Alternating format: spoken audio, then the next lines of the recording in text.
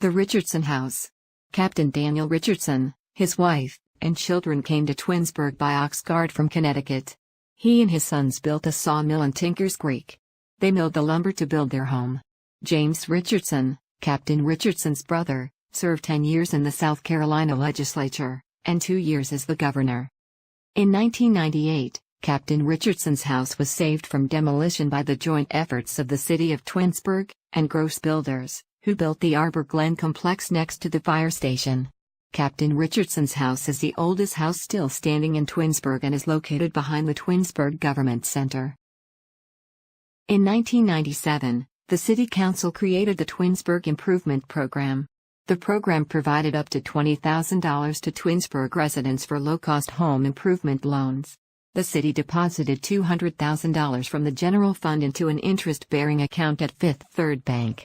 The bank then offered low-interest home improvement loans to residents. The loan interest rate varied based on income and family size. Applicants went through the normal bank loan approval process. Owners of the homes identified by the Twinsburg Historic Advisory Committee were exempt from meeting the loan income requirements. In 1998, the Moses Roach House on Church Street was at risk for being razed for a new office building. The house was bought by the City of Twinsburg. Moses Roach was a blacksmith. He built his house in 1873. This century building has seen many uses over the years, from a single-family residence, to boarding house, apartments, and housing for several businesses. The house was remodeled by the city and it became the home of the Twinsburg Chamber of Commerce and the Twinsburg Visitors Center. The City of Twinsburg saved the Cochran Stone House on Liberty Road. It was the first stone house built in Twinsburg. Scottish immigrant Robert Cochran built the sandstone house in 1836, with the help of his brother David, who was a stonemason. This house is being preserved by the City of Twinsburg. 1853, Twinsburg's district log schoolhouses were replaced with framed schools. The 7 new schools were built at a cost of $400 each. As the new schools were built, the former log schools were removed. This home on Route 91 near Post Road was the former District 2, North Street School. In 1910, Twinsburg adopted a centralized school district with a single school building. The district school properties were sold. Several of the former schools were converted to residences and others were demolished or left to decay. The schoolhouse has been owned by the City of Twinsburg since 2001.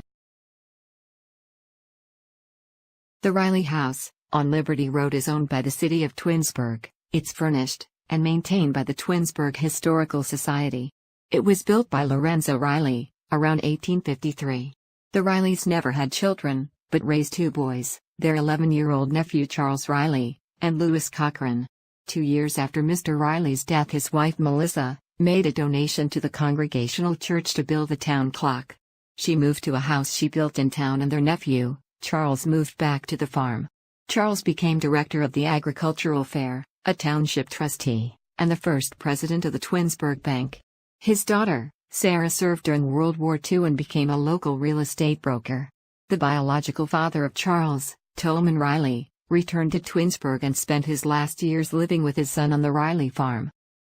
1845, the stone house of Jonathan and Phila Herrick. Jonathan was a township trustee and chairman of the committee which erected the Civil War Soldiers Monument on the square. He built his 140-ton sandstone house with 20-inch thick walls.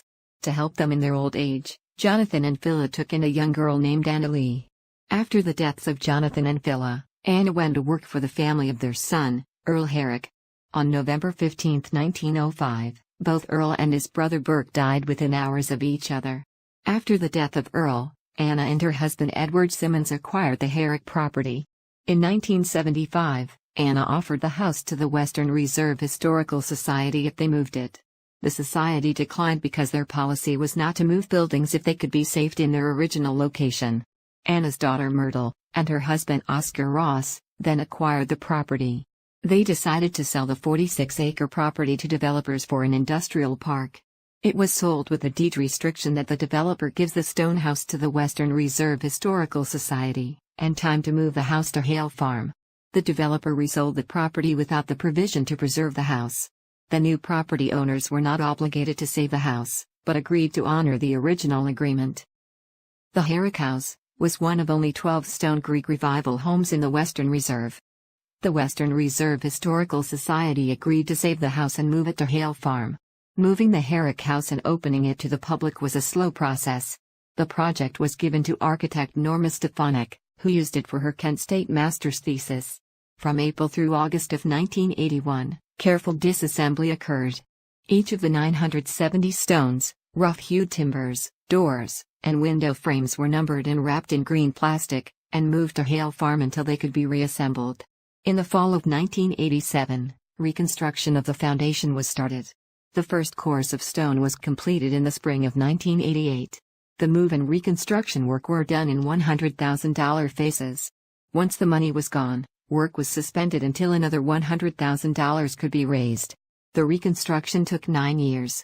The entire process took 16 years and $500,000.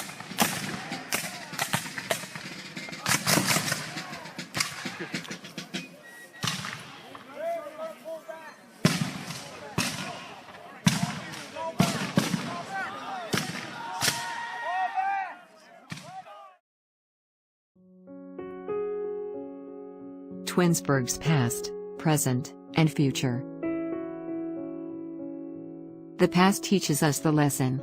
The present helps us in our decisions. And the future helps us dream. 5 of these 6th-century homes were saved by the city of Twinsburg.